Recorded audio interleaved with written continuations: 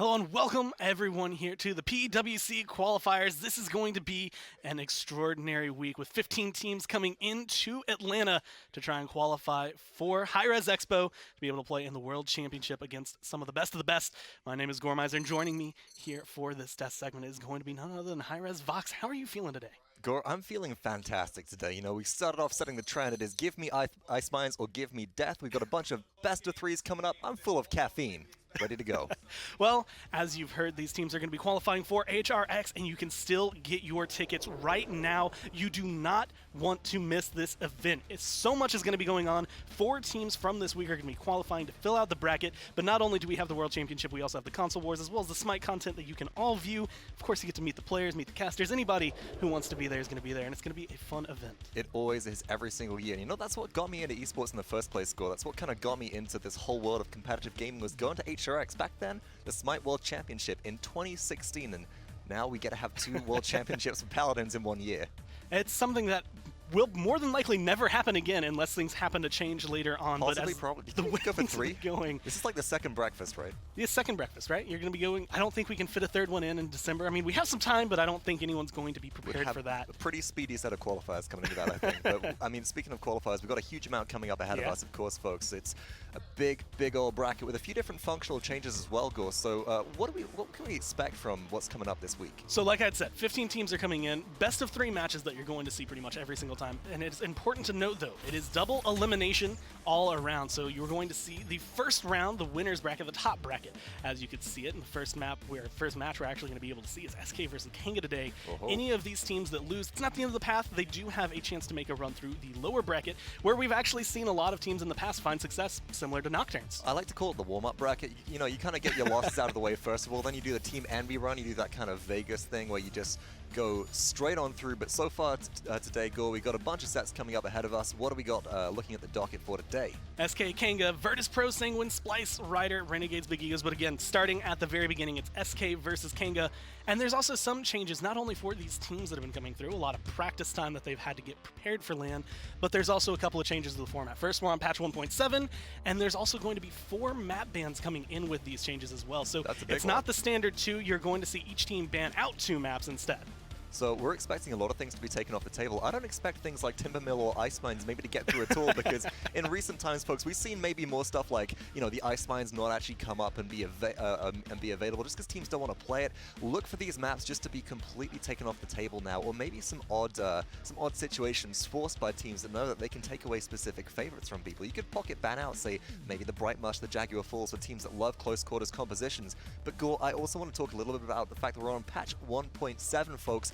And we have a few different changes coming through into there as well. 1.7, there were a lot of bug fixes which came through. We have a lot of champions available this LAN which weren't during the online phase, but critically, most of all, Dredge. Open to play. Yes, he's going to be available, and again, with the way blasters have been, potentially going to be Rising Star, might still fall behind Drogos. You never really know where things are going to go, especially when it comes down to the 2 teams in SK and Kanga. There are a few little toss-ups here as well, folks, because we got to remember that this is 1.7, so Hurl has been nerfed. Specifically, you could no longer have the Hull Breaker loadout, which you had with Dredge, where you can just do Wrecker 5 damage to shields and kind of delete every tank in the game. So we are looking towards players, maybe if they pick that up, running this kind of scuttle spam loadout with reload speed on your broadside and things like that. But honestly, from what players have been saying, and this isn't a good litmus test, and let me explain why, we probably won't be seeing a huge amount of Dredge in favor of Willow and Drogos. Those are the really important ones. But then again, players were saying, you know, oh, the Summerland, oh, Fury is so critical. She's first pick, first ban every single game. And then we get to the first match. I think it was Fnatic Na'Vi at that point, and it was, you know, gets through 3rd pick. Oh, okay, and maybe she's a factor. But also supports. Supports are going to be really interesting in this one as well. I mean, we know that Fury has fallen off more favorably, but Grover is available to play this LAN, and that, I think, is going to throw an interesting spanner into the works, folks. Especially for the North American teams in match 1. Again, SK versus Kanga, where we're going to turn our attention, does have a North American team, but SK wasn't really the most solid of teams in North America the way things went. No. It was a very, very shaky fall split. They didn't seem to quite know where everyone was going to go at the very beginning. They looked pretty solid, And then at the end of the day, Bitey fell into support. They just role swapped the entire time. It was really interesting, and part of Bitey taking on that move over to support was to give some stability to the team, which is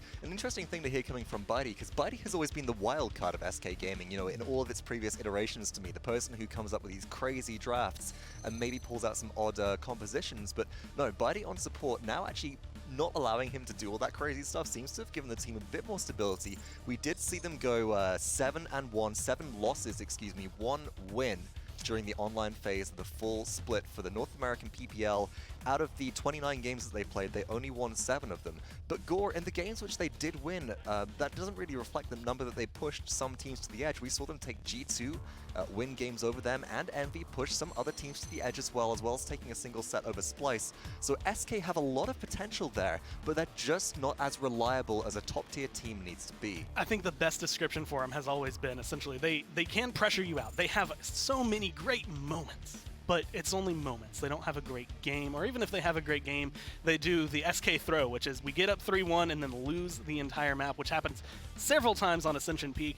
And because of that kind of performance happening over and over again, we've heard just from pretty much a smattering of pros from North America, from Europe. We've heard from Kanga themselves no one saying has that confidence in them.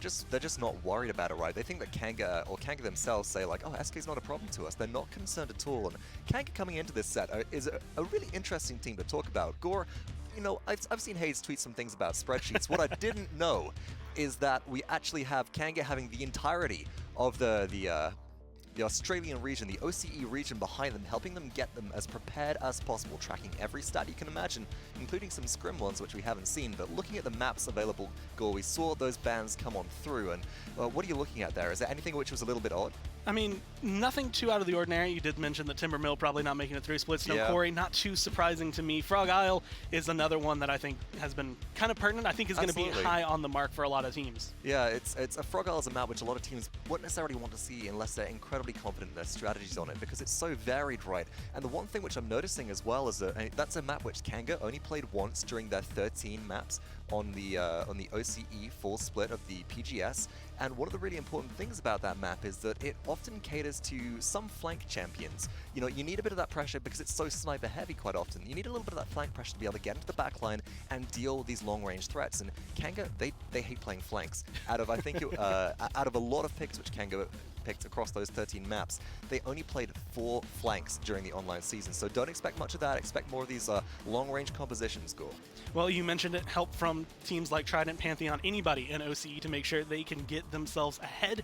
Kanga has had the backing of their region to make sure that this land goes perfectly for them. A lot of that, I mean, they've been attending a lot of lands this year, even though we've gotten a ton of player swaps for them.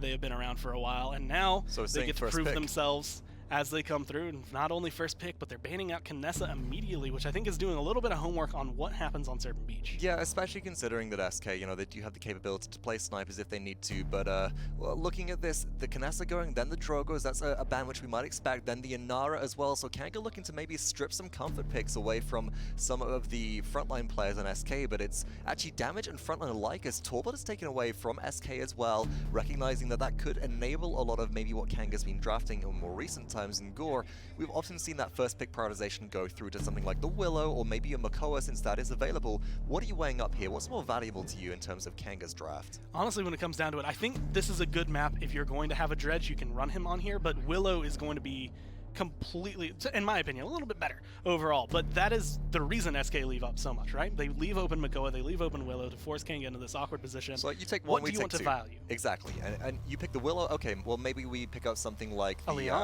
Leon, maybe we grab something else as well, maybe we grab the Androxus as a counter to that. We know that SK can play that, although it's a little bit funky there, or maybe they'll put super high prioritization on supports, and again, that's another thing which we have to be really accounting for, because the one thing that we've been lacking in the online phase of the Paladins Global Series and the PPL for the full split after a couple of weeks in was Grover.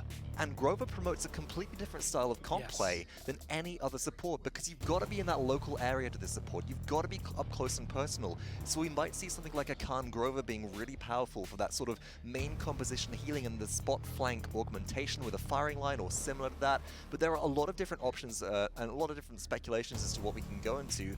Let's also think about the context of 1.7 and what is available to play. You've got to remember, folks, that Bomb King, Terminus, not available to be picked this LAN at all, so don't expect to see either of those, and that is kind of consistent with what you've seen so far in the full splits. But otherwise, I mean, we've with stuff like the Shrapnel talent becoming unbanned for this LAN, I'm wondering if Victor's going to really make a big appearance here. There's actually a lot of versatility coming down to it. I think in this LAN specifically, we're going to see a huge shakeup from what we saw, especially in the last week of the PPL, since a lot of the teams were already decided. People like Na'Vi were kind of hiding whatever they had in their pocket, not making sure they wouldn't show anything. They've been kind of keeping it hidden. Kanga is in this interesting area as well. Anti-heal has been very prevalent over the last few splits when it comes down to it. And Ninim, as far as I can tell, loves Leon. I think a lot of players do, but that has been where his kind of star potential has been hidden for this team. Ninim certainly does, and as far as the picks go, folks, we're hearing through just behind the scenes that we do have a Makoa first pick coming through, then a Khan and a Cassie to respond. So the Makoa, it's kind of a given. Kanga, they recognize that it's valuable enough that they don't want to give it up, but the Khan and then the Cassie as well, Gore. Cassie is the one that I think catches my attention because it feels like Leon is a very good mix of, if we give up Willow, we can also counter her, as well as the fact that we know Kanga, at least from our perspective, loves having that in their draft. I think any chance they got to, they would put Ninim on that. It's not something that is always concrete for them, but it was always there. It's their fallback. Cassie is incredibly solid, has been big, and we've seen her talents actually kind of take a smattering. 3 out of 4 of them being able to get picked up. Wonderful stuff there, Gore, as well. So I'm wondering what we might see from the Cassie. You know, we've seen a lot of the impulse be still reserved for anti-flank play, but versus a team like Kanga, who typically don't pick flanks, I really do think that we're going to be looking at either an exaction or a big game here, dependent on whether there's going to be a lot of frontline pressure. And despite what you see on screen, folks, those champions have been locked in, so it is the Leon and the Willow which do round out Kanga's draft through to the midline so far, electing not to go into support. One important thing about Kanga, Gore, they play exclusively standard composition in all of their online games, so that's 2 front lines and 2 DPS champions, whether that's a damage or a flank or any combination they're in, but they don't like to go outside of that meta. Well, going back to like what you had mentioned, you know, Grover being available, as well as the fact that they typically only need 1 support. This is one of those areas, especially with Leon and Willow, you get all of the anti-heal on your side. I don't think you have to worry about it as much. Do you think Grover is going to play into Kanga's role, or do you think that is something more North America, more PPL-sided? You know, I don't think Grover is going to be pulled out, specifically on a map like Serpent Beach, and that's the big one for me, as we see it is actually the Fernando and the Ying that are pulled out. Ying is just very reliable throughput healing at this point, and she can snowball out of control quite quickly. So with that in mind, Gore, I think we're going to be looking at more specifically the compact close quarters maps to see a Grover come out on top, and then maybe something like a Stone Keep as well. But other than that, this is pretty much kind of what you'd expect as a relatively neutral draft overall. This isn't showing a lot of cards which are very different from the online phase, not trying to show too much of your hand. Well, your Victor did come in. Are you feeling excited about it? How do you feel about the drafts? I am feeling very excited about them, Gore. You know, originally I was going to say that I'm pretty much in the same mind of the players. I'm giving this one to Kanga, but actually looking at the draft coming through here, this is very, very consistent from SK, but also very aggressive. They've got the Khan, they've got the Ashe. They're looking at this ability to bully Kanga out on the Serpent Beach map, and I think that might just be able to give them the edge. If they're going to win any game, it has to start now. Well, set 1 is on the way. We have our casters standing by and ready, so we're going to go ahead and throw it over to Raindate and Pretty here to take us through SK versus Kanga. HRX begins, ladies and gentlemen. The qualifier LAN is upon us. In the first set of the day, Kanga from Down Under versus SK Gaming, 1-7 for the North American representative. Kanga looking much better on their side of the world, but Nick, who do you think is going to win this clash? Man, my heart's being pulled in a lot of different directions right now. I really like this SK composition here, but I am always rooting for my boys Down Under. You have to be. Good fireball there as well from Os Rhino to start things off. Have a rare Nick Keogh on the cast for you today. Rain Day and Pretty here, respectively. Wi-Fi getting low, and that's Chronix finding the kill on the Ying. So early start for him, and Payne, he needs to have a big day for SK. Finds the kill on Ninim. In response, it's time for Kanga to be on the point, though. Going back to back here. This high ground control here behind the waterfall. Whose front line is up on whose high ground? That's probably the most important thing about these early starts on Serpent Beach. If you can flush the enemy backliners off of where they feel safe and effective, it's so good for you. And look how low the SK Gaming backline is. Oh, beautiful hook there. See you later. The Throner gets put into the base. And now it's time for Os Rhino and the rest of Kanga Esports to start aggressing. Joel's normally a damage dealer, has been flexing over the last little while. A lot of the traditional members of Kanga have fallen, gone different ways, but Joel's is maintained, and he is taken that role of tank, Right. Nick, really, really well. It's been an adjustment, sure. When you see a guy who's played so many hyper carry things in the past to moving to like a Torvald, right? Yep. It works on a Makoa. It works when he can still get aggressive and get kills, but it's weird, I will say, to see Joel sit in the back line and just bubble other people the whole game. But he's mechanically gifted, so you got to say that when this guy does get up in your face, not going to miss a lot of hooks or shots. Nice shrapnel there from Invocal. This guy's been playing lights out. I have too much footage to figure that, to confirm my hypothesis there.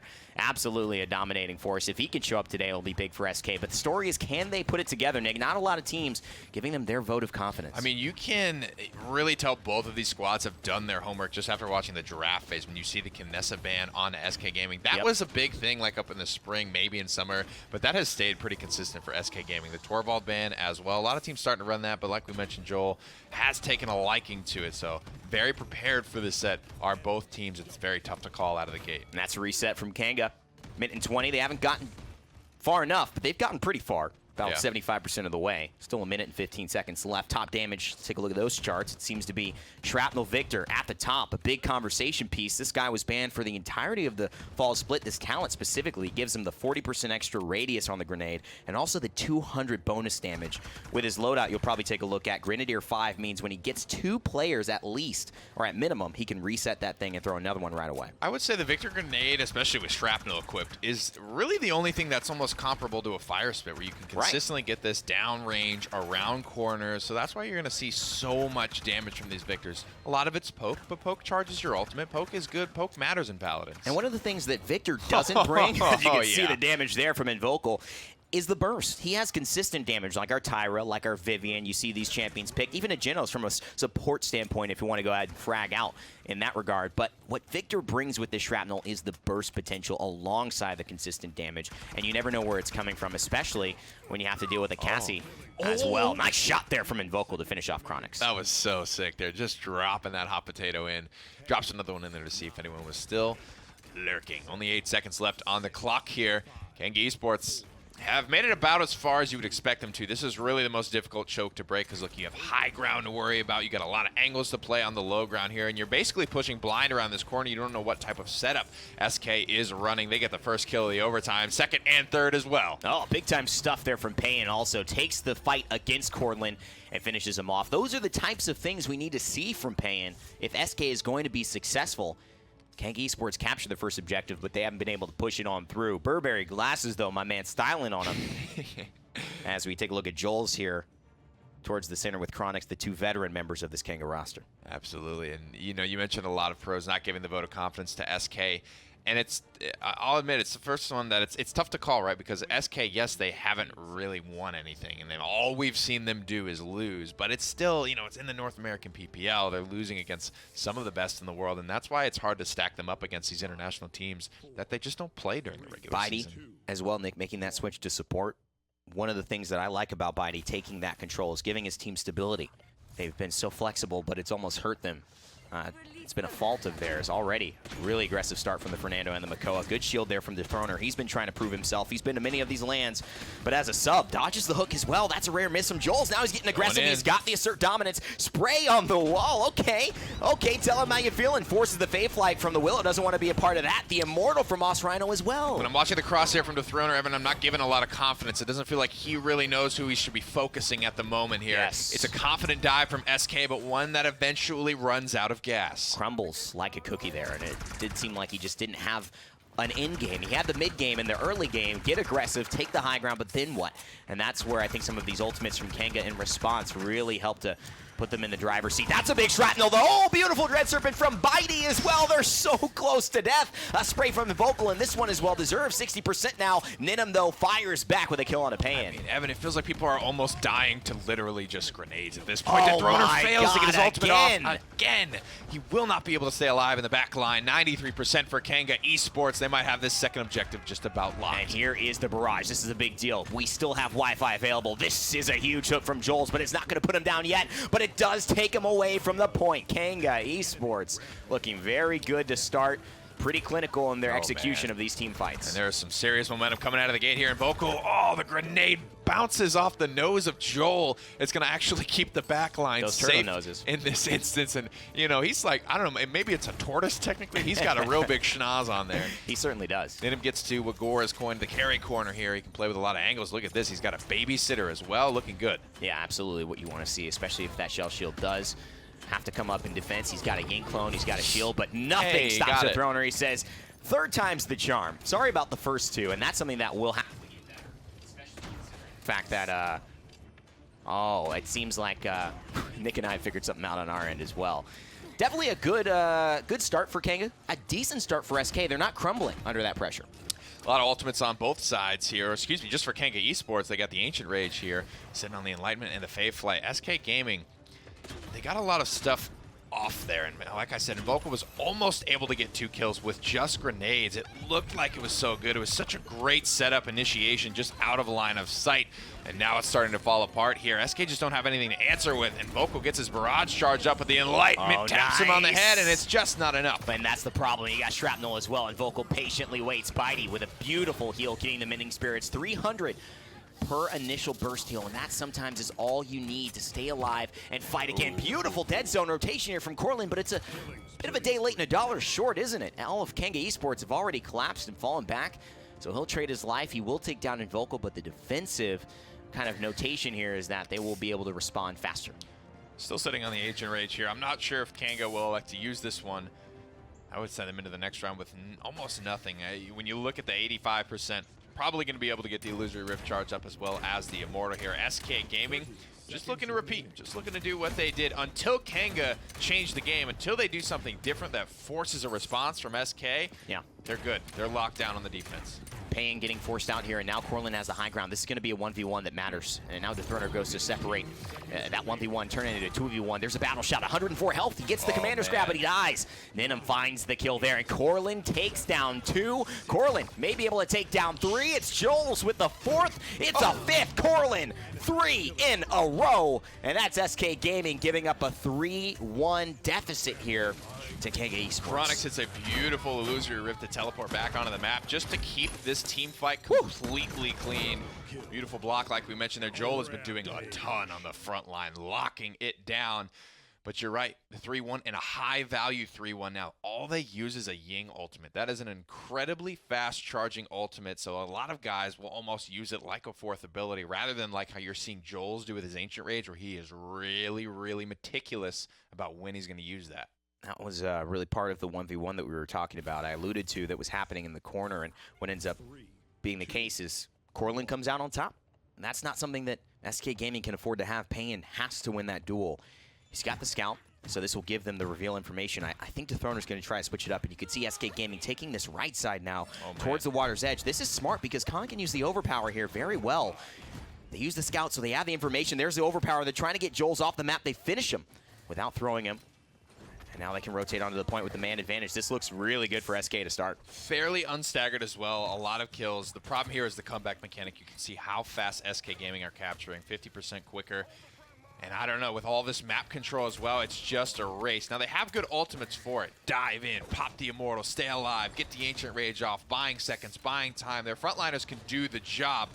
And SK Gaming, honestly, they let them right back in, don't they? They cede all the map control right back to them. I don't know about that one, Nick. They just gave it up. They didn't even try to zone right side. They all stuck to the left, and now Wi-Fi's down. Ancient Rage does allow Joel to stay alive, and that's a beautiful Immortal. But he has to keep his teammates there, and Corlin just slightly gets the duel win over Invocal, and that is going to be tough. This could be Kanga Esports wrapping it up. I mean, Ev, those were critical shots. Payne missed probably 4 of his 6 bolts in that clip. Yep. That's just not going to cut the mustard here at the placement land. Corlin escapes with his life, gets more kills, takes map control. These are the types of cascading effects that a couple of missed shots can have. But what's great is that you do see Corlin continuing to not just have an advantage, but take the advantage, to continue to dominate. He is not taking his foot off the gas here. Overtime taken away. Payne, it's too late. And Kanga Esports will grab objective number 3 for the game, and also be able to grab game number 1 in this best of 3. Feeling pretty good about it. I mean, some differences, things I think we could have seen from SK is they have all that map control. They have comeback mechanic. Dethroner has his ultimate too. you can get almost dummy aggressive there.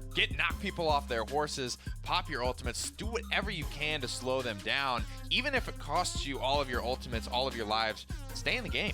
It's a bit of a look of dejection, too, what I was seeing in SK Gaming. That doesn't look like a team ready to rally back. That doesn't look like we are almost out and back into the losers bracket here. These best of threes are brutal. SK Gaming don't have the best start that they want. Pan and the rest of the boys are going to have to show up big. Otherwise, they're going down. Well, a lot is going to need to change with the way things have been going. I mean, Kanga, essentially in that draft, I'd say at the very beginning, they get everything they want. They have the Makoa, the Willow, the Leon, a Ying, which they have been playing a ton. Like, everything seemed to line up for them, and nothing lined up for SK. Yeah, and that's one of the really big things, folks, we didn't actually talk about during that initial drafting phase is let's talk about innate anti-heal versus lack of innate anti-heal. Kanga went with the Willow, the Leon with Death and Taxes. I mean, already then you're just mitigating so much of SK's healing. And then on top of that, they draft one of the best early game healers in game, as you said, the Ying. It's just this overwhelming pressure. The execution threshold for SK to succeed was really, for me, all in this Victor.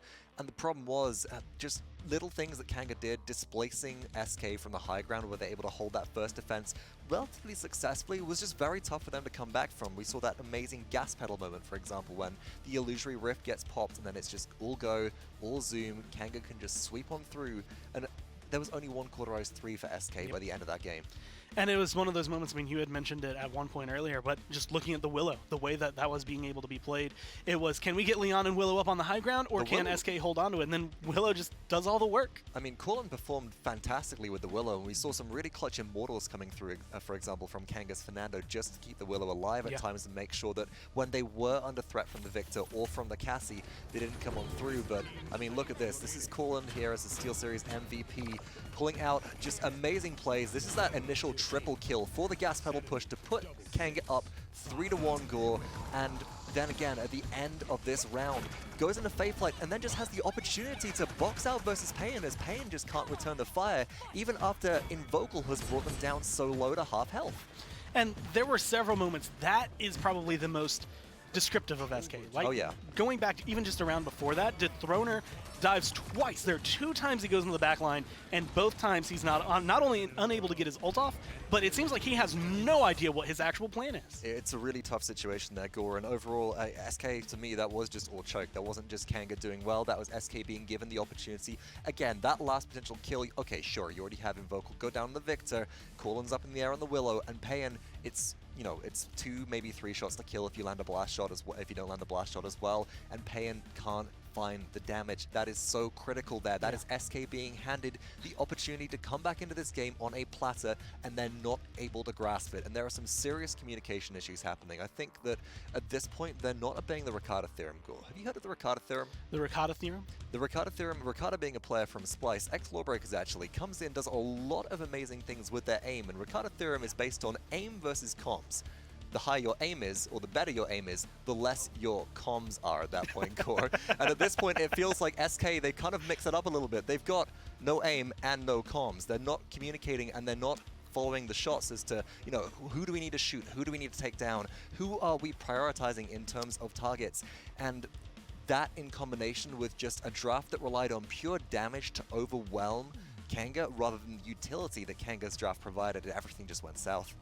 Well, I'm going to echo something Nick had said towards the end of that game, where it was SK, they get ahead, they get control of the point, they're in the driver's seat, and at that point he said all you had to do is get dummy aggressive. Like, you don't even have to have good aggression, you just have to go dismount. Absolutely. They don't do that. SK, several times it feels like they had control, they have the steering wheel, and then they didn't do anything with it. They just kept going the way Kanga wanted to. SK's draft was built entirely around this aggression. As we do see the maps up on screen, we are heading to Frozen Guard for map 2, actually, so we'll see if maybe some of that more... Again, it's all long line of sight play. These teams, they hate playing flanks right now. Flanks just aren't in the meta unless you've got a really good Andro or maybe a really good Talus coming in here. So again, I'm expecting more of that linear play, but unless SK can draft something that's maybe a little bit more in favor of, you know, just getting some utility online early, I think they'll really be suffering here. So I want to ask you, Go on.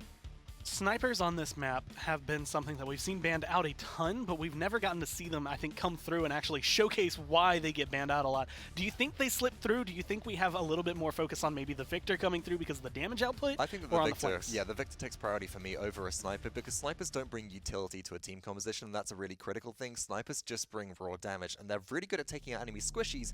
Not so good if you're just focusing in on enemy tanks. So the thing is, Victor just kind of does everything, and respective of that, there is going to be no Victor ban so far. It will be a Kinessa ban from SK, as well as the Torvald first, Kanga second pick, 1 game up in this set to respond. They take away the Makoa, they recognize that, hey, we're not first pick, let's just not give it up, which is a sensible thing to do. Now, do you reckon there might be a Khan ban coming through here because this is a map with environmental hazards? It's actually something I'm curious for SK because their Khan last game was very lackluster. It was not something that I think you would write home about. I know, right? Oh, wow. The only time I remember seeing him, the moment that sticks in my mind was when he had 144 health and then all of the anti-heal is just thrown at him and he walks maybe 10 steps before he gets shot in the back. It was not a very stellar performance. SK, if they don't want Kanga to have a better performance with him, they have to take it. I don't know if it's worth it. I think that SK do have to take the Khan. You can see that Khan has been picked here so far. The Ashe being banned away by Kanga, I do actually like it. Wasn't that successful for SK last game with Dethrona kind of being a bit all over the place with it. But Ashe is a phenomenal pick for a couple of different reasons on the map of Frozen Guard. If you pick up Slugshot, you can snipe people from all the way across that point fight.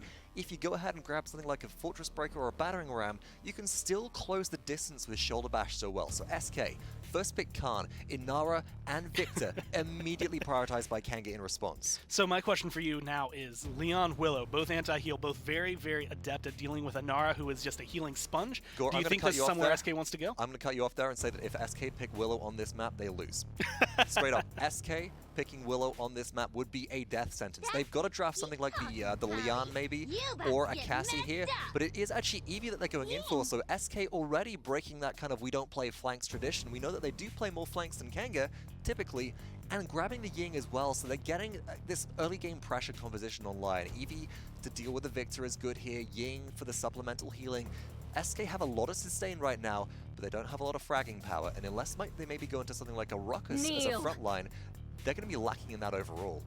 Well, one thing to mention, I think, about Eevee is the fact that online, you have a little bit of ping. There's always going to be something that feels maybe slightly off. This is on land, so it's going to feel very smooth. Any accomplished Eevee player, and I think Nick will attest to this, will love the way she feels. You know, that's a really important thing as well, Gore. This is the first land that we're seeing in probably about a year since Eevee is actually in a playable state at land. So we're going to be able to see her coming out strong, but it is actually a Talus, which is picked up by SK here, so going to the standard composition still, double frontline, double DPS, but it is two, oh my goodness, it is 2 flanks actually, and then Kanga, they already took the Ruckus away. They want that damage not coming from SK's front line, and they're rounding out their draft with a Grover. So who are you feeling right now? Double flank or the Church of Grover? Oh, bless up, bow down, Gore. I think I put out a tweet this morning on an Instagram post as well, having a t-shirt saying, give me Ice Spines or give me death. But at the end of it all, Gore, I've got to go with the Church of Grover, and Kanga's performance so far in this set has just been heads and shoulders above what SK can bring to the table.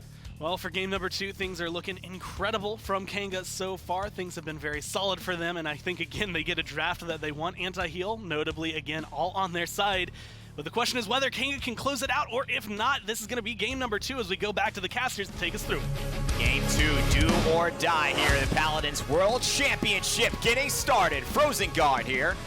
It's the map where we'll see if Kanga have the stuff to put SK down to the losers bracket immediately, or if they'll respond with the double flank pick. Everything looking good, looking comfortable for Kanga Esports, and I think that's super important out of the gate especially. They might have to get a little bit more tactical here and not run 4-hit scan down the stretch. But so far, Ninim is going to be on the Victor running the Shrapnel. Corlin, that was the big question. Where does he go when he's not on the Blaster? Leon looks like the place for him. Going to be interesting, too, because I like the draft. I think Talus is very strong. I think Eevee can work here, especially with a wormhole style, and she's got her own Ying clone to just pocket her, even when he's not getting the flicker healing from his innate card loadouts. But the problem is, SK Gaming haven't proven, at least in game 1, that they know how to handle these complicated picks. They haven't made the right decisions. I'm a little bit worried about this, Eevee. There's a lot of burst damage. This is good, though. I'm worried about the cripple up over the top here. So much hit scan. Out of the gate early, though, a lot of pressure. I think somebody's got to capitalize on this. He should have gone back. Nick, I think he tried. Oh, okay. I don't think he got the cast off.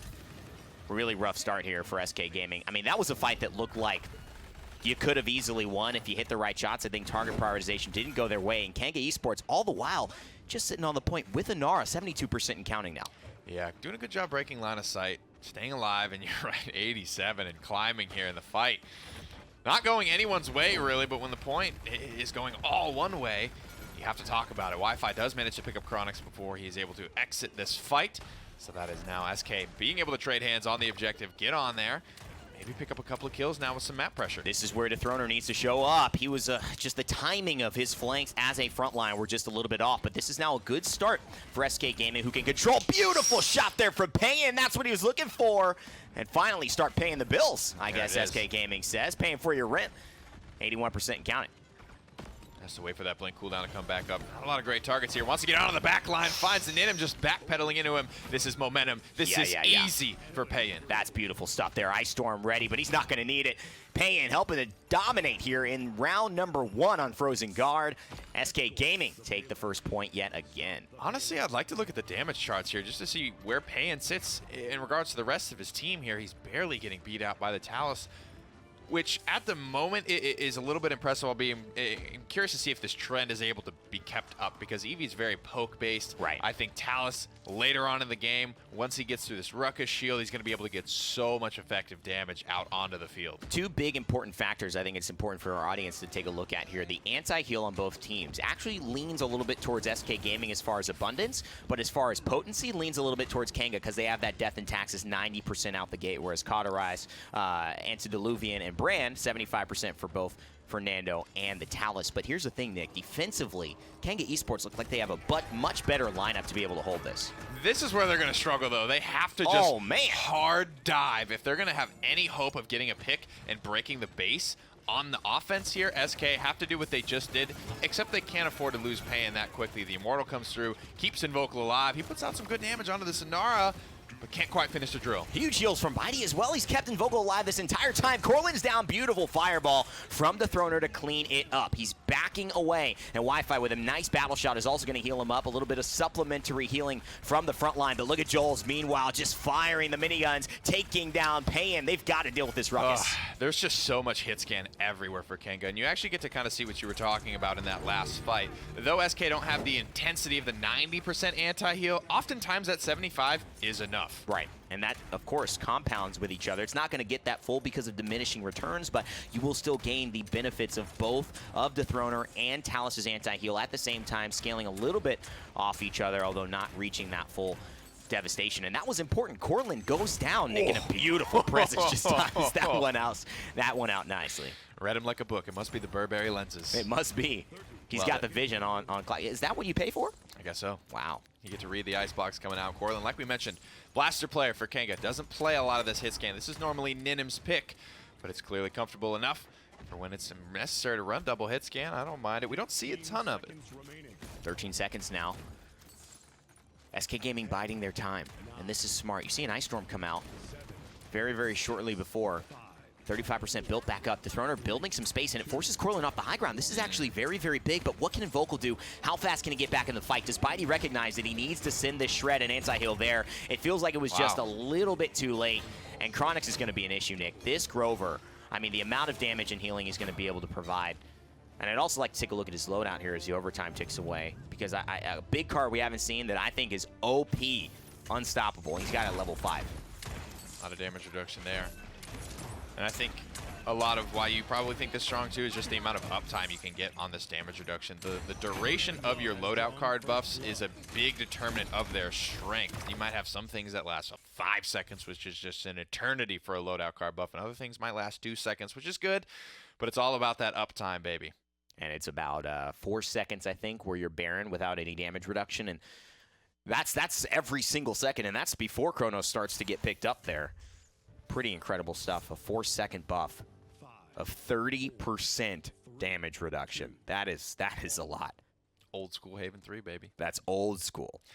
And 5-5 for Corlin on the Leon. And that last play, it really kind of gives you a lot of confidence in his Leon. You know, I think a guy that's not confident in what he's playing, he's just kind of playing it because he needs to be playing it, is going to sit up there on the top deck the whole time just poking away. But he actually went on his own sort of I think, very aggressive dive. I wasn't expecting that to come through. Immortal traded out for the Hexafire here, That's canceled out. Joel will back up for the time being. Nina manages to find one with the barrage. It's a trade here. Wi-Fi gets Osrino on the point, so I think that actually tilts the favor towards SK. But the problem is, can they keep Bidey alive? Can they get Invokal into a position to do damage? And there's Ninum rotating. He's been looking good. He misses the shrapnel grenade, and that's a big deal because now Chronix falls, and SK still have their support. And Bidey, SK have pretty much just won this fight. I mean, last time we were looking at the shots from Cassie and how Corlin was able to win that fight thereafter. Yeah. You look at a missed grenade, Invoko's already found 2. Invoko finds 3. He might look for 4, but he's just going to say, you know what, I've done enough here. Let's pay and pick up the 4th of this fight, and that's it. That's all she wrote. I'm telling you, Nick, Invokal has looked really, really good. Even in the split, SK were going 1-7, and he was still getting 30 kills, 9 deaths, looking like a superstar. I'm telling you, I think this guy is ready for a breakout, one of our youngest players. The perennial meme, hot young talent. He made it. He was born in it. And now he's showing his stuff here on the biggest stage. 2-1, taking the lead again over Kanga. I mean, I almost brought it up last game because, again, he was like 7-3 when his team, they were losing, but he was still 7-3. Right. He always brings, you know, he's like that young Kobe. You know, you're always going to get your 40 points out of him and get in by that. Absolutely, and I think that's the benefit of what SK Gaming had put together. You would look at Bidey as being a Shaq back in the day, right? Where you could say, well, we've got somebody to pair it with, or maybe to Throner, who's now trying to have his moment. Payne with a nice Ice Storm to cut me off there, and now Vocal starting the gas, but you know what? He's going to back it off a little bit, say, let me be a little bit more fuel efficient. Let me look at some Priuses for a little while. I want to get this mileage. I want to make sure this push lasts. So he holds off. And still a minute and 30 seconds, and the payload still moving for SK. There's the pick we talked about last round. If SK want to get this pick, they're going to have to just hard commit, like ultimates. They're going to have to dive. That's what they had to do last round. Or the alternative is that Kanga slips up. Kanga steps a little bit too far forward, and they get picked off. That's what happens here. Baby. And Vocal manages to squeak one away. He might go for this ruckus as well. Ow! And does get it done. And now he's got to get out. Oh, and he does enter strength as well. About to get popped. He gets it for the heal and the damage reduction, but he still goes down. Ninum. Beautiful, beautiful hold there. And this guy's also been playing lights out on the Victor. He is definitely a stalwart defender, to say the least. 75,000 damage. 35,000, 25,000 clear out of the lead of his other teammate, Corlin, who is on that Leon here. Barrage is going to struggle a little bit against all these shields from SK Gaming. It's definitely a cooldown to be aware of, but that's it, man. That's the reason he is so far ahead of everyone in damage. You're right, Green's the information. He can see those little damage numbers, who's where. He doesn't know what champion it is, but he knows, okay, we've got 2 behind this little box. Yep. And nice stuff from Payne. I think this Eevee, I really didn't have a lot of confidence in it, and I don't know why we would, but it's worked out. It honestly has, and I think really if Payne can take away either Corlin or Ninum and stay alive, that is going to be a huge aspect for SK Gaming. But the problem is Ninum has just so much value. I mean, literally 2 grenades kills Eevee. Pretty much. Literally kills her. She's going to be struggling. There's so much hit scan on the floor. There's so much poke. There's auto aim from Leon. A lot of threats to Eevee, which is why I don't expect him to carry this game. I don't think it's really possible. Take a quick look at the INAP instant replay here as Invokal. That grenade clutch manages just to sidestep it. That would have been curtains for Invokal. You know what I like about that play, too? He could have gone out, but he kind of stays in the room and just sidesteps, and he knows that Corlin has to come to him. Then he goes aggressive onto Ninum, finds that, turns around, hits the headshots, knows Payne will clean that up, and saves his life in case somebody else is getting closer to the point on a return attempt. SK Gaming and their young star here, Jaden Smith. No relation to Will. I mean, he's definitely gone through a little. Maybe that's a mature decision, right? That's wise in Vocal coming through. I think Season 1 in Vocal maybe would have gas pedaled all that down there. 10-3 on the Talus, looking pretty good. But that's kind of what happens, right? When all of these picks are really good against Eevee, SK Gaming come back with something like a Talus, which is going to do good against them. And now Invokal has the reins. Where's the fire? Oh my God, it's over. It's over. Invokal and Wi-Fi just hold off, and they say, hey, where you at? Beautiful Ice Storm as well. And look at that. He's going to throw him off. A little bit of overkill there. Or maybe overpower, it is in the name, ladies and gentlemen. But SK Gaming on Frozen Guard, they're happy with their zoning potential. Osrino loses the streak, and SK now looking to take this objective yet again. I don't know if you could construct a better team fight from that Beautiful. Yeah, SK Gaming look infallible there. 5-streak, Burning, 4, and Vocal with ultimates to spare. That's the big thing here. No comeback mechanic, so everyone capturing at a normal rate here. The zone hasn't been good this set from SK Gaming, and this is one of the easiest maps to zone somebody out. I mean, they're still not zoning well. And I don't know why you send Khan on to the point. Why don't you put Bitey on the point, send Khan forward, because he has the tankiness, his own self-heal, and the ability to get healed by Ying while still dealing damage up front. I think this is a bad decision from SK, and because of that, they actually end up losing the second part of this fight, and it's 66% counting here for Kanga Esports. And they come back in clean, too. They don't lose a single soul doing it. Kanga Esports are like, all right, let us show you how to zone. Look at this, Leon. Doesn't matter if she dies out here. Doesn't matter if any of them die out there. They don't even need to take damage to do it. Kanga Esports flip the table. And now it's a question, can SK switch gears fast enough to not lose this defense? Because I will say Kanga's composition is going to be able to get that magical base-breaking pick a lot easier. And you know what? They play defensive. They have a great composition that can defend very, very well. But also, I mean, you talk about enlightenment, you talk about that burst from just shrapnel in general, let alone a barrage. It's going to put a lot of pressure in these small corridors where typically you would see a defensive team start to excel. But now, no, SK are in trouble. First time defending here, trying to get the pick. Corlin getting low, get some healing. Yeah, Grover's such a great little turret to have around here, juicing everybody up, just playing this corner, floating left, floating right. Whoever needs it's going to get it, and they're going to get it fairly quickly as well. You're right, they have to, you're seeing it. SK have to hold in these corridors. They are not going to be effective if they fall all the way back to their base the way Kanga was able to easily do. Yeah, and this is where things get tough because you have the battle shot, but you're trying to manage that, and there's the barrage. Joel's going to find Invocal. That's a lot of damage, but that's a lot of morale. I don't know if SK feel confident about holding here. They've lost their main star, but look at that. Pay-in says, don't you forget about me, Rain Day. He finds 3. Eevee shuts it down. SK Gaming. Living La Vida Loca here. This is her territory. Now they're just going to do a great job staggering out. Woo. This is simply so it takes longer for Kanga to get their full strength back, but they have just so much time here. It's still the little things being done right by SK at the moment. 58 seconds now, turning into 55. Time is of the essence for Kanga Esports to push because this is their first opportunity to not only push the objective, but now win the set. Force SK into the loser's bracket. It's a best of 3. If this goes through, game over, set over, and we look to our next matchup here. So Payin knows that everything is on the line. Trying to find these shots. That's a good one. It hits 2, but Chronix has the self-healing, and now they spotted it out. He's going aggressive. He has to find the shot. Hits the cliff, but he gets a good heal from Bitey to stay alive. I wonder if this will be able to hold off because it's very, very dicey here, Nick. Goodness, the stun comes out as well onto the high ground here. Panic, I think, setting it for both teams somewhat. Does he have the shield? He does. He'll get it up, but look at the record just taking it down systematically.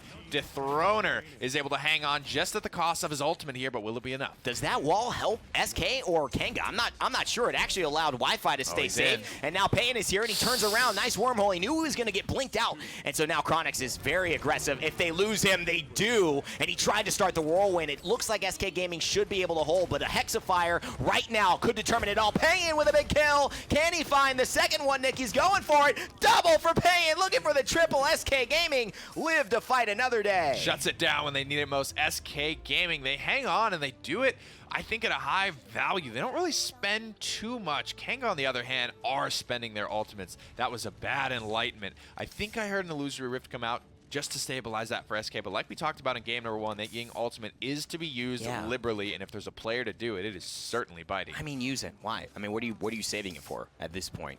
You know, your next set?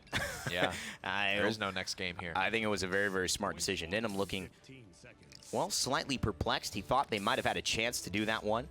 Looking at his teammates, maybe uttering a few words of That's definitely how you feel after that, though. You kind of hit the gas pedal a little bit. You kind of feeling like you're going to put this set away, and then you're kind of like, oh, okay, now we're in kind of an awkward spot here. Remember, they've lost 2 out of these 3 objective fights. SK Gaming have looked better in totality. That second round fight was amazing as well. But look at this. Payin takes a totally different approach. He knows that Corlin doesn't have the enlightenment, but oh boy, was he crippled? That might have been a beautiful axe from Chronix. The Throner has to make a play. This is what they brought him in for. Chronix. He has to do it. Nice dash. He doesn't get the fireball off. But SK Gaming now with 3 still can hold off. maybe just gab a little bit of objective fight. But that's it. Just barely. So much record, just ripping through that shield from Wi-Fi. He can't keep it up for much longer there. Clones go down on the objective. Kanga making their move. 67% on Enlightenment as well. The barrage versus just an overpower. Where is it? Invoco gets blown up. I think that was the Rockets. That was the Rocket barrage, and now Payan has to come up big. They've lost Invocal, but Payan has been the conversation piece today. The Eevee was questionable, and so was his play on the Cassie last round, but so far he's looked good. That's a nice overpower, and I'll see you later. No movement skill to get back, Nick. 51%, and there's the Ice Storm. What can SK Gaming do? Lockdown crippled. It will be the kill onto Joel, but Chronix is able to answer onto Pan yet again. He goes down. Wi-Fi trying to work his way to the backline here, trying to get some pressure on Nina because Invocal has just been absent. He got blown up the first time he came to this fight, and he hasn't been able to weasel his way into the backline to try and find a second attempt. The patience here, the patience. Invocal, if he gets his ultimate off, this is going to be bad, I think, for Kanga Esports, so they've got to take this fight now. Whirlwind comes in from Chronix, and there's the emitter from Joel's. They find the kill on a Dethroner, but Invocal finds Osrino. Payan finds another one. Can they do it? The dynamic duo, Ninum shuts him down, but what can Payan do here? He has to hit the shot. He does. He soars away as well, but Corlin is alive. He's going to have to touch. That's going to be it. He doesn't have his Enlightenment He's either. gotta go. No, the beautiful dismount. Can he get on there in time? He cannot. SK Gaming, take it away. Beautifully played there down the stretch. Kanga fall apart. Give him the dap, man. What's up? Tap him up, homie. Come on, homie. Give him the love. Paltech gets up. They're excited. SK Gaming know that was a big one. And now we're all squared away. The most interesting aspect of that, Nick, was Corlin. And I've been there so many times. I mean, you think, all right, it's 93, but if I go on the point, I'm just going to die, right? We all know that. Yeah. But are you close? He's got a teammate running on the mountain. I think they just make a bad gamble there. They say, you're going to be able to get there, I'll support you, but then no one touches, and that's one you wish you had back. The target swap from SK to knock Osrino off of his horse so he couldn't get back in time was beautifully played. Having the overpower up was clutch. I think overpower really turned the tables there. Absolutely. I mean, great turn, and the fact that that fight lasted so long allowed all the ultimates to come back in to the play. So something that SK Gaming were fortunate for, Kanga Esports not so much. It's squared away. Final game coming up. Definitely a much stronger start from SK all around. Every single thing they did was better, but it's still 4-3, so it was still contested from both teams. It was still a close game, Goran. Overall, I thought that, you know, realistically with Kanga's draft, their composition, the execution that they had on that push, they didn't capture twice in a row on their third one. I thought that might have been the flip-flop because SK hadn't been warmed up on defense, but the player of that game for me was, honestly, it's hard to decide between Invocal and Payan, but I think Payan saved that game on more than one occasion. That first defense was critical for SK, and then on the second round, when Invocal took an early spill, we saw that overpower come through from Khan onto Inara, making sure that there was a numbers equalization at that point for SK, and then Payan just came out swinging. I mean, there were so many moments, like you said, that he was kind of the defining factor. And you had mentioned actually early on while we were sitting and watching the game that Kanga had given themselves kind of an anti-Eevee composition. Absolutely. And it was, I think, the duo between him and Invocal, the pressure they were able to apply from the rest of the team that lets Payan shine as bright as he does. That was one of the really critical things. This Eevee was a relatively early draft for the side of SK, but one of the things which Kanga did to respond to it was go, okay, well, we'll draft a composition where we don't leave the victor alone. We draft a Lian who can shotgun combo the Eevee quite well. We draft a Grover with a crippling throw and that local healing. They drafted a lot of defense for it, but SK were able to stagger Kanga. They were able to split them up very well, and that's what allowed a lot of the success. You isolate one member, maybe that's with the overpower, maybe that's with the Eevee just darting in enough times that somebody takes their eye off the ball, and then all of a sudden, that composition from Kanga falls apart. And Payan also ended up doing something during that game that I think showcases not only their SK's talent as a team, but also being able to go forward and actually push Bitey's skill as well. And that was the point where we noticed he was damaging himself to boost Bitey, specifically because Ying ult charges fast and it provides so much. That was a really interesting thing, folks, as well. We saw at a critical point on the SK defense on that third round, the fact that Bitey used Illusory Rift to try and keep Invocal alive, and Invocal took a spill anyway. Now, fortunately, that was a trade that was equalized, and SK did end up forcing Kanga back. There's a relatively long respawn time for Kanga when they've got payload pushed up so far, and as you said, Gore, Payan's dealing self-damage with Eevee's ice stuff. It's not much, but it's enough to allow Bidey to get some consistent healing going on through, and as you mentioned, Gore, Illusory Rift, one of the most fast charging ultimates in the game, and such a critical one that we saw in game number 1 for the Kanga gas pedal, really helped keep the Team Dream alive in a couple of moments actually, especially on the second capture fight for SK, where they're able to kind of reset in Vocal, and that was a big one. Well, the last map, Stone Keep, is going to be where we end up finalizing the set. Whoever wins here gets to move on in the bracket. Whoever loses is not out. They do go down to the lower bracket, but that does mean a lot. Both of these teams backs against the wall. No one has them winning through a lower bracket. If they do anything, it has to be getting a couple rounds in on the top. So a lot that I think is going to still be on the line. We saw a couple of swap-ups, Corlin notably being on the Leon instead of Ninum because they had to accommodate the Victor. We saw the Talus come through. Do you think any of those picks are going to be as prevalent here, or are they going to go back to kind of tried and true Kanga? I don't think that we can really see much flexibility come through on this map specifically. I don't think there'll be much room for flank pressure. We might see a Grover come through again, has been at times a notoriously popular pick on a map like this, but overall, I think that it will just come down to, rather than let's pull out pocket strategies, let's pull out something a little bit weird in the mix here. It's going to be, let's do what we know and just try and do it better than the other team. So I want to put you in Pan's shoes for a second. Okay. You're sitting in his seat, you've got his mouse and keyboard. You just had a fantastic EV game. You are warmed up. Can I get some paper towels, please? Because these are all just ridiculously sweaty right now. Well, you're moving now to Stone Keep, which has been a map that we've seen EV played on, sometimes with a lot of success, sometimes with no avail. Do you think SK go back to this? Do you think they pull it out again? Or do you think they completely forego it in favor of something different? I don't think the SK go for an EV here, because what I think that's going to happen again, if they're not careful, is Kanga's going to draft a very brawly, a very group-orientated composition. They're going to pull the Grover, they're going to take Cathedral control, they might grab a Khan in there, they might grab an aggro tank and just hold that area, hold the high ground. I think that SK need to be looking for anti-air control here, because one thing that Kanga have done relatively reliably is on maps like this, they have picked up the Blaster. We're looking primarily at Eevee, and we're looking primarily at Drogos here. So I'm looking towards SK to maybe look for a pick like Leon a little bit earlier on, maybe look for something like an Androxus instead, so they can control the skies and make sure that Kanga don't just have that high ground control. I was about to say, and I'm glad it happened this way, that we had kind of shifted away from seeing the 4 frontline bans that I think we had originally seen in the fall split, which started having some blasters filled in for some of those roles. Willow, notably a strong map for her, as well as a very good ban, I think, from SK, especially with the way Kanga were able to handle her earlier on. Do you think Kanga leave Drogos open and hopes that SK slip up and let him through, or do you think this is another ban for him? I think Drogos is the best champion in the game and you can't let him through, but they ban out the Androxus. This puts SK in a difficult position because they've taken the Khan bait every single game so far, and if they don't grab the Khan here, that will give Kanga the ability to run that kind of spot flanker, or at least spot damage dealer healer composition with Khan and something very strong here. So SK are in a difficult position. It is for me right now, it's all about the Khan or the Drogos. What do you value most of all? And SK, I don't know. It's a really tough one for me. They don't have a stellar Drogos player like maybe the Envy does. Well, it's one of those things we have seen come through, and this is actually bears worth mentioning in my mind. And Vocal, all split as well as today, so far from what we can see, has had phenomenal performance. It doesn't matter if SK is winning, it doesn't matter if SK is losing. He's always consistent, and he is the one, in my mind, that would go towards that Drogos, because I'm remembering a split Stone Quarry game where he was like 27-3. He was ridiculous, even though they still I do remember that actually, but it is the Inara Gore, which is first pick. So this is SK not showing their hand. This is also Kanga having the opportunity to draft this aggro composition if they want to pick up the Drogos, if they want to pick up the Khan.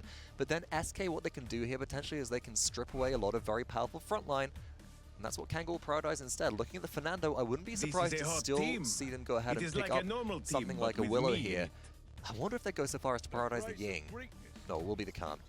Now, Drogos is still on board, and this is something that I think is a very notable change from what we've seen in the past. Drogos, if he made it through, was almost always vying for top pick, and if he didn't get picked first, he was always picked in that second phase, at least, or for the other team getting their first 2 picks. So here for SK, I mean, is it big, or is it just this map? Is it the playstyle? Is he not going to be as prevalent because of other things like the Victor we've seen, or like the Leon? Right, I think the one thing that SK has to be very mindful of here is that the viability of Drogos gets decreased when hit-scan champions are excruciatingly strong, and SK know that if they pick up the Drogos here and they supplement with something like a Leon or a Victor, they are leaving the other one available. And after Invocal's stellar performance on Victor in the first game, despite that loss just being head and shoulders above everybody in terms of damage, I'm not surprised to see it picked up there. I am a little bit surprised to see the Talus coming through, though. It did have a good performance on Frozen Guard of last game, Gore, but for me, on a map like Stone Keep, I'm not expecting that. I'm thinking that maybe this is, again, preemptive at possibly dealing with something like the Drogos. I mean, being able to pick him up, again, like you said, a phenomenal performance, but it does bring in the question of who's going to play what, because Invocal played both of these, and Invocal played them both phenomenally. So which one do you think is priority for him? Which one do you have to put him on? Oh, that's a really tough one. I think I want to see Invocal on Victor. It's the reliable damage output. Payan played a phenomenal flank in terms of EV last game. If Payan can kind of contribute that same flank pressure once again, I think it'll be valuable. Kanga here, they'll grab the Ying, In this game, they'll grab the you win Lian. or That's you kind of what I'm die. expecting right There now. is If they're no going to middle round out their ground. last pick with something like the Drogos, which again, we're just going to keep on talking about until it happens. And it is going to happen, folks. Somebody get me a line of these players. It is going to be, let's take the hit scan pressure. Let's make sure that we don't have anything weird going on there. If I'm not crazy, he was not picked or banned last game, but Frozen Guard is a little bit of a different beast for Drogos. Drogos on Frozen can Guard get is us out Dethrona if you're saying in alive. Pugs, yeah, this Stay works, close and it and doesn't. follow my We don't want to talk about it, folks. Well, we're going to have the final lineup there for SK. Maldamba Ashe being picked up. One more pick here for Kanga. But honestly, this goes back to what I had said in Game 1. This feels like a very Kanga draft. This feels very comfortable for them. Yeah. With the way things are going, what would you want to see here? For Kanga typically play, as we mentioned, that standard composition. They play that long-range damage, and the Cassie does come on through. So it's not the Drogos. So I have been bamboozled, folks. So maybe I need to do a little bit more research on what is currently happening in scrims. But regardless of that, I do like the potential that Cassie has with two things here.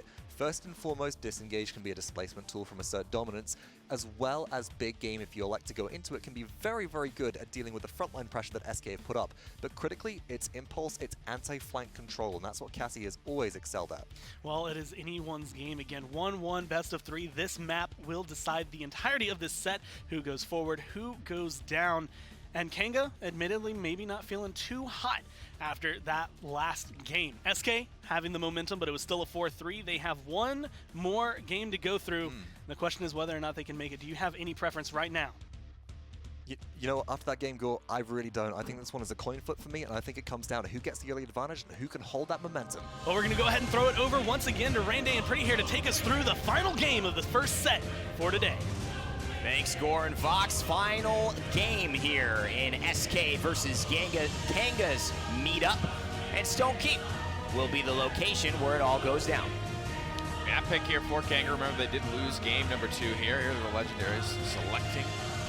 Beautiful stuff from both squads so far. Pretty standard. And the thing here is, you know, I think Vox is right to be a little bit confused about the no Drogos here, but I think SK have gone and done something wacky enough to really kind of give them a chance in this game. I don't think this is entirely expected.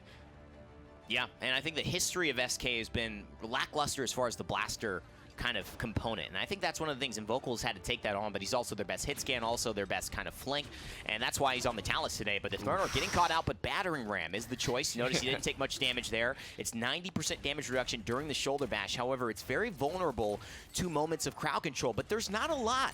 Truly, I mean, the Commander's Grab is what you got to be worried about the most. You got to be basically melee range for that, and you have to have good reaction time. It's a good choice. Yeah, Fortress Breaker is, you know, been in and out here. Dethrona just has to be aware of what he's got. That's all it is. I think both of those talents are viable for Miss Ashe. That was actually probably intentional there. Just wants to stay around. SK Gaming will quickly grab the first objective of the game. Nick, that was 1 minute and 39 seconds gone by, and they've already got their first objective. I mean, we've seen fights last for 2-3 minutes. This one was quick, because that's 50 seconds of base time. About 40 seconds on the point, 40 seconds, and they've got their first lead. 2 minutes and 10 now on the clock for them to push. And Nidham, man, on this Cassie needs to have a bigger impact. I think they did. You know, SK did such a good job there of putting the NR on the objective. They didn't go for the standard Stone Keep opener, which is just head to the high ground in the keep, try and take control of the balcony, because they don't really need it. They don't have a projectile character. All they've got is hit scans, stuff that can operate from anywhere on the map. It's very Virtus Pro-esque. We're going to see that actually towards this next set for all of you watching today. There's a lot of great matchups coming up here in the qualifiers, but very defensive, and they'll send Elven Path to the point, and he will sit there and get 50%, then back off. Dethroner now needs the healing from Bitey. He gets 1, 78 health, and the Gourd comes through, but just a little bit late, and Vocal will get taken down as well by Nidham. And now SK Gaming forced to retreat, but they keep 3 alive, and Pan goes up to the high ground, try to reposition. I'd love to take a look at this Talus loadout here, because I'm pretty sure I only saw this Cassie hit for like 400. Yeah. And he is running Guts 4. And Vox brings up a good point. Cassie, normally the girl you look to for anti-flank control. Not a ton of health, obviously. None of the flankers really do, but so much damage reduction. I wonder if this starts to be a factor later on in the game. And what's so interesting is he takes 4 points, or 3 or 4 points out of his normal loadout from Evanescent, which usually gets about 3 to 4 points like I was mentioning, and puts it into the reduction in the cooldown. So we can get the inner strength more off and get the damage reduction more off into Throner sends, I guess, the con into a little bit of a paid vacation, or maybe forced paid vacation there into the water. And SK looked good, man. A great wall as well. Osrhino's picked. I mean, picks on Stonekeep are not that easy. Kanga cannot afford to have that happen ever again. Joel has to be hyper aware of himself. He's not the right character either. He's got on-demand CC immunity to prevent knockbacks and things like that, but Invocal just shreds him to pieces. They just don't have the damage, Nick. I mean, there was a moment where I'm like, you got to put your wall up to survive, and then he doesn't have to put his wall up to survive. Just Earthen Guards get the healing. I mean, you would think because of the anti-heal that it's going to be hard for him to sustain this level of pressure, but Battering Ram here knocking Osrhino back. It's not enough. Still 10 seconds left. It's almost as if SK Gaming kind of didn't fully contribute to the air efforts, and now it looks like Kanga will stabilize, at least in round 1. They spent some big ultimates forward. The Throner will not have his available. We'll have to see what Invocal ends up doing with his ultimate. The True Power is a great way to kind of dive onto your enemies, maybe get some dismounts here. Very valuable on a map like Frozen Guard. Not quite so much like it would be here on Stonekeep. Wi-Fi with a couple of great walls, to be honest, in this first round. He does love him some Inara. He's played Inara quite a bit. And a Throner as well, having a really nice game on the Ashe. What can they do? They took bottom ground and went right side. I wonder if they will change their approach up and head keep this time.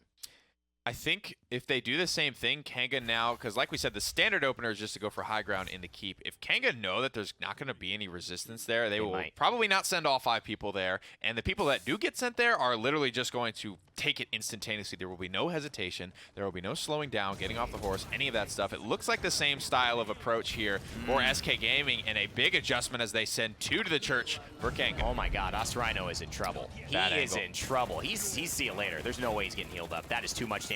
Oh my God, Kanga just looking a little bit haphazard here in their approach. It's like they wanted to do one thing, couldn't quite pull it off, and then got stuck. Beautiful dimensional link, though. The Ying saves her life, forces the Rune of Travel back from Invocal, and at least we'll keep 4 of their 5 members alive. Got to make some moves here if you're Kanga, though. I don't like just sitting in the corner here. It feels meek. It feels like we're not going to take control of this map.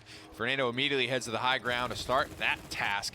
Up on the stairs now, both of the backliners looking to stay safe from Invocal's pressure, but he's got no ultimate. He doesn't have a lot of cooldowns, and they should be okay to have some free reign. I mean, they didn't get Chronics on that. That's the big deal. Invocal is one shot. Ninim finishes off. Are they going to take Ninim in response? The Throner looking to make him pay for that aggression. Nice blast shot as well. That's the Kinetics anti-heal. Now he's got the Scout. No CC immunity. Good wall from Wi-Fi. And now the Throner. He's the one who's got the ire of the Cassie, but Battering Ram keeps him alive as well. Corlin in response. Beautiful moves. moves. I think this is Kanga Esports, Nick, going to take this second point. Honestly, the illusory rift there was gorgeous. Just allows Ninim to just do whatever he wants. There's not enough anti-hail coming out of the Ashe or the Inara. He pours so much damage onto that fight.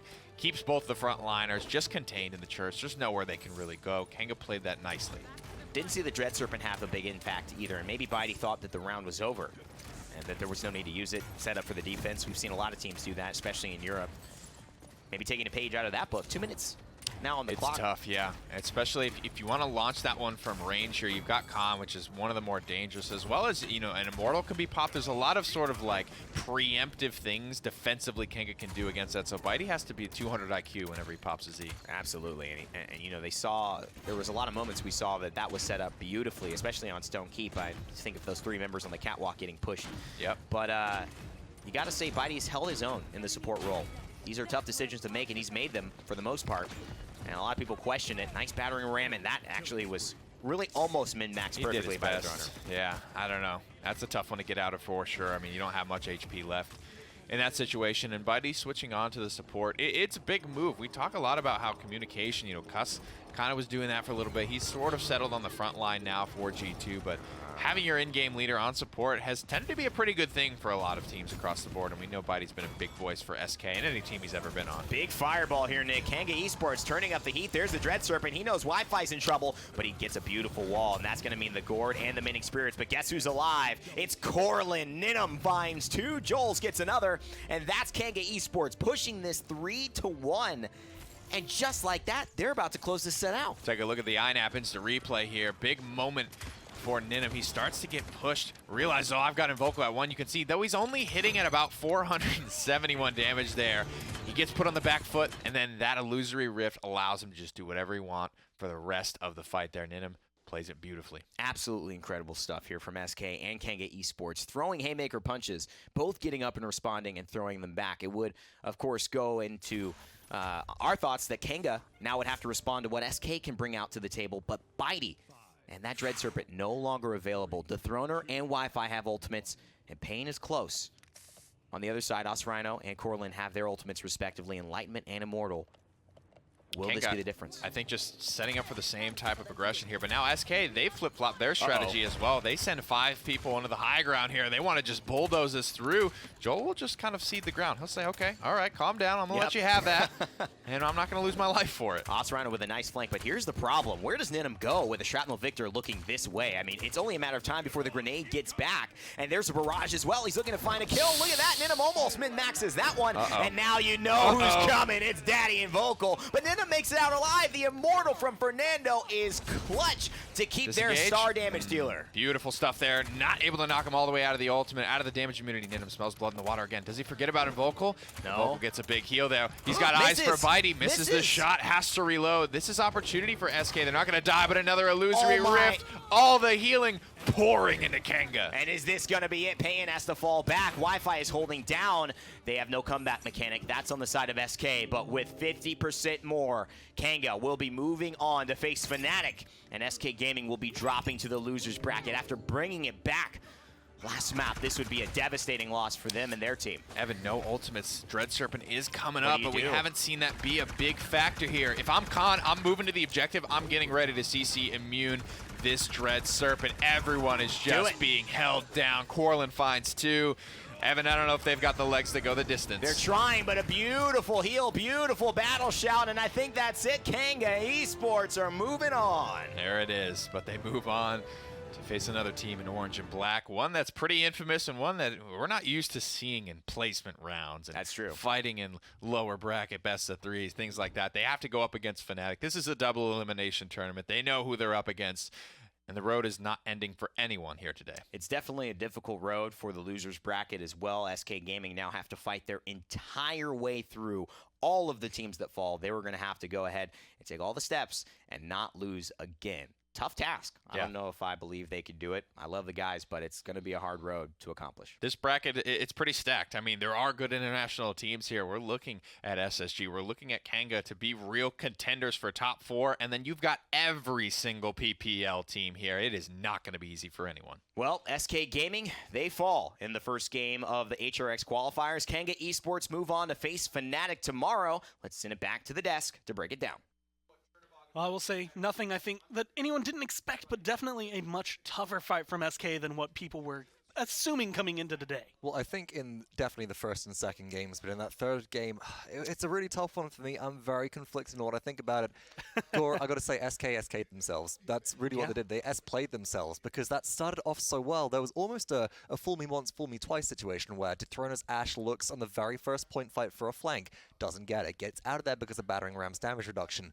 Kanga go, okay, we'll go back to the point fight. Oh wait, Dethroner's there again, and this time Invocal's with him.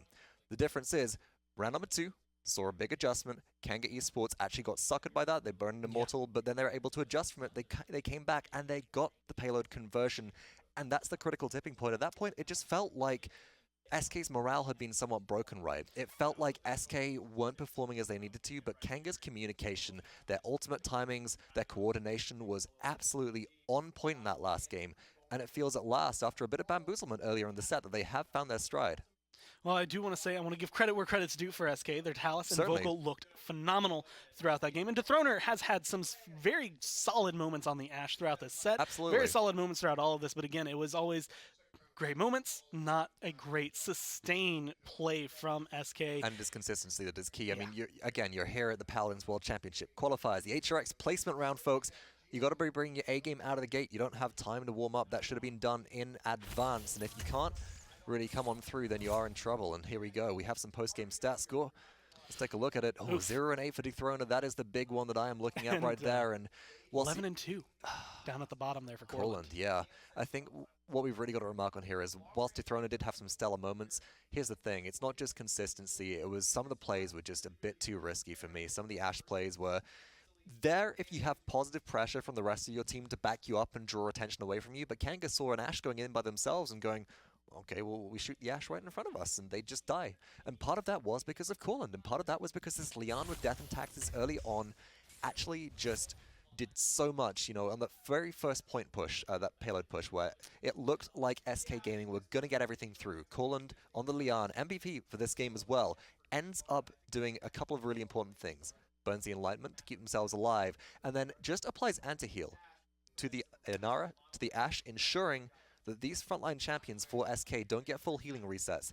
They only get a little bit of a top-up, and that made the difference right there from then. Courland, MVP. Both him and Ninum doing 74,000 damage, I believe I saw. 7-1 for Ninum, 11-2 there for Courland on the Leon. And them as a damage duo, definitely being able to showcase the strengths that Kanga has. And like you said, anti-heal, death and taxes, kinetics. They also had the brand on there versus anti-diluvian and maybe cauterize on the other side. But Courland being able to switch onto this Leon, something we didn't really expect to see today, and he played it almost effortlessly. And one of the really good things which I've been seeing Courland do throughout this set as well is the utilization of certain skills. A lot of players, they keep some skills for Leon in the tank. They tend not to burn the Grace as much. They want that movement ability, you know, the manifestation kind of skill there to be able to zoom out of the way of danger if it comes in. But Courland was using that quite aggressively at times, recognizing that, I mean, hey, if I go shot Grace Valor, that's 1,200 free damage. And actually, if I'm boxing out against a flank, sometimes that's enough just to turn the tide. So making sure that their skill rotation is on point is something which Courland was able to do,